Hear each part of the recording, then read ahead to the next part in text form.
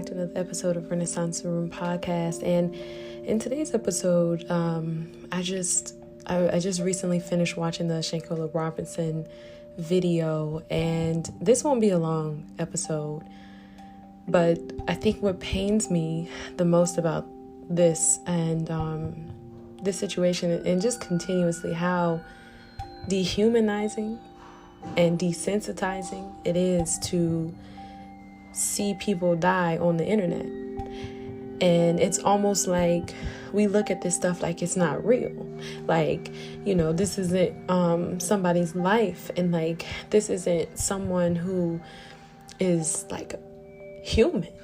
And being that she was a Black woman, she looks like me, and just to see how like something like this could happen, and it's happening, and like it's on footage. Now, this isn't the first time we heard about the young girl who was in Chicago, who was with her friends, who was drunk, and she ended up in a freezer. But one of the things that I had to point out, because I've noticed it and I'm sick of it, and at this point I don't really know what to say, or I'm just gonna say it. I'm so sick and tired of you Black boys, Black grown men who want to be women. Like, was that a man? Jesus. Okay, let me finish this podcast. Was that a man? Like, was that a man beating her? Like, is y'all for real? And for me, I've noticed it, and I've tried to be I try to empathize, because I know that the people in the LGBT community, I know that a lot of times they need love the most. I know a lot of times they're looking for a sense of belonging. I know that's why, when it comes to this community, we are actually putting laws and regulations about what we can and cannot say, and should and should not say. It's the only community that has been protected, that has, what oppression have they faced?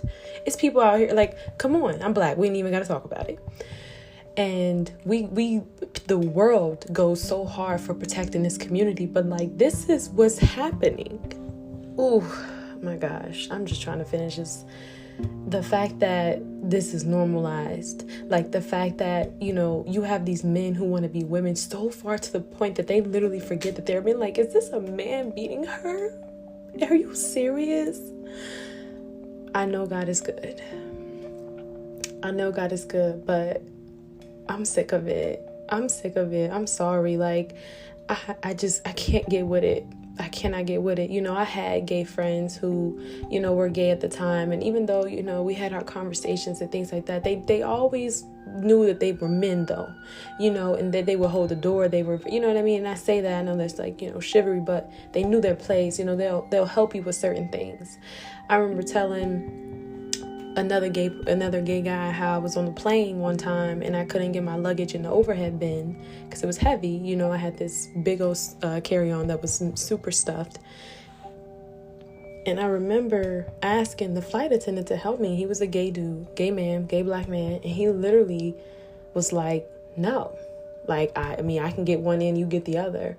And it's just like, this is what the world has become. And my God, he took a life because it's envy. Because this is one thing that I'm done with it. I'm done with it, because y'all are out here leaving Black women to be completely unprotected, and it's disgusting. It's disgusting, and I'm sick of it. You're never going to be a girl.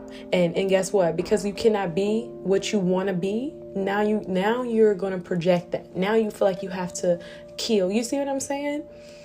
Oh my God. It's just crazy just to see. And like, I know so many gay Black males, and I know the prevalence of it, and it's like it's a sickness. It's sick, honestly, psychologically. Like, it's off. It's not right. And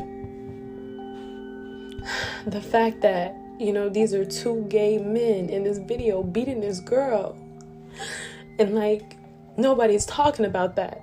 The gay community is not advocating for that. I don't even hear Black men or Black gay people talking about it. And this is why, I didn't want to watch the video, because stuff like this for me is just not normal. Like, that's not normal to see stuff like that, to see somebody online a freaking, a human being, so helpless, you know what I mean? And like, I just feel like it's a dangerous threat. And all I can say is, stay prayed up. Like, I feel like at the end of the day, you got to have God on your side. Like, nothing's going to come against you, so don't live in fear. But this says a lot to me because I noticed it, and there was a podcast episode I talked about it, and I've met men who are homosexuals, and I want to try to reason and empathize with them because, like I said, I know that at the end of the day, this person just doesn't know who they are.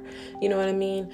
And there are people who are grown and they just decide, hey, this is who I am. Not everybody is lost, right? There are some people who choose to be homosexuals, but a lot of these men are out here lost. They don't have an identity. They don't know who they are or what they are, and they're envying the sisters. And, the fact, I cannot even get it out. The fact that, we're online and we're seeing these, like, just the guy in the back of the video talking about some, fight back. Like, what? Like, and this is a whole man.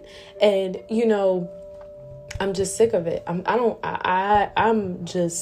done with it. Like, I'm done. Like, I'm sorry, I'm done. Like, that was it for me. Because I was already kind of teetering on the fence with it. I was trying to just be compassionate, and I was trying to, praying for God to just have a soft place in my heart.